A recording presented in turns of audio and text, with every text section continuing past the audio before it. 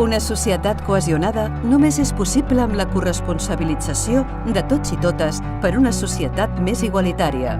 El Servei de Convivència d'Horta-Guinardó treballa pels 11 barris del districte, únic a la ciutat de Barcelona. Amb els veïns i veïnes i equipaments i serveis afavorim la convivència des d'una perspectiva intercultural.